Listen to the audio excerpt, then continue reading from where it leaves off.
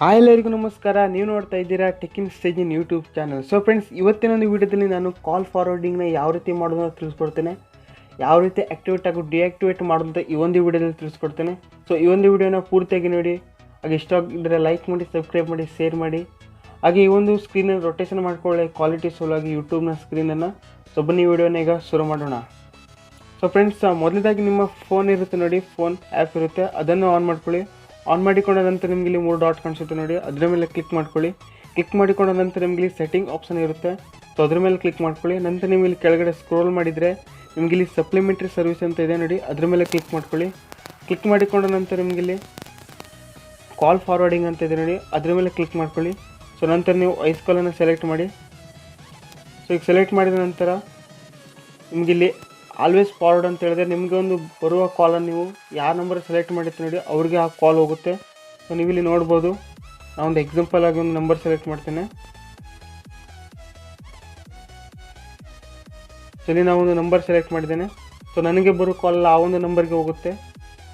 So ನೋಡ್ಬೋದು ಇಲ್ಲಿ activate ಆಗಿದೆ. ಸೊ ಹಾಗೆ ಕೂಡ ನಾನು ಇದನ್ನು ಡಿಆಕ್ಟಿವೇಟ್ ಮಾಡ್ತೇನೆ ನೋಡಿ, ಇಲ್ಲಿ ಡಿಸೇಬಲ್ ಅಂತ ಆಪ್ಷನ್ ಇದೆ, ಅಲ್ಲಿ ಡಿಸೇಬಲನ್ನು ಮಾಡ್ಬೋದು. ಮತ್ತು ಬೇರೆ ನಂಬರ್ಗೆ ಮಾಡಬೇಕಂದ್ರೆ ನಿಮಗೆ ಅಪ್ಡೇಟ್ ಅಂತ ಇದೆ ನೋಡಿ, ಅಪ್ಡೇಟ್ ಮಾಡಿ ಬೇರೆ ಒಂದು ನಂಬರ್ ಕೂಡ ಮಾಡ್ಬೋದು.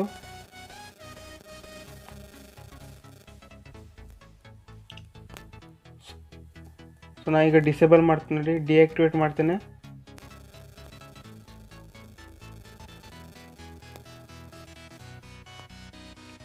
ಸೊ ನಿಮಗಿಲ್ಲಿ ಫಾರ್ವರ್ಡ್ ವೆನ್ ಬಿಸಿ ಅಂತ ಇದೆ.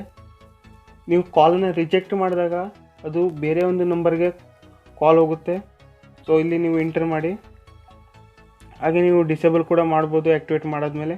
ಹಾಗೆ ಫಾರ್ವರ್ಡ್ ವೆನ್ ಅನ್ಆನ್ಸರ್ಡ್ ಅಂತಿದೆ, ನೀವು ಕಾಲನ್ನು ರಿಸೀವ್ ಮಾಡದಿದ್ದಾಗ ಆ ಒಂದು ನಂಬರ್ಗೆ ಬರೋ ಕಾಲ್, ನಿಮ್ಮ ನಂಬರ್ಗೆ ಬರೋ ಕಾಲ್ ಬೇರೆ ಒಂದು ನಂಬರ್ಗೆ ಹೋಗುತ್ತೆ.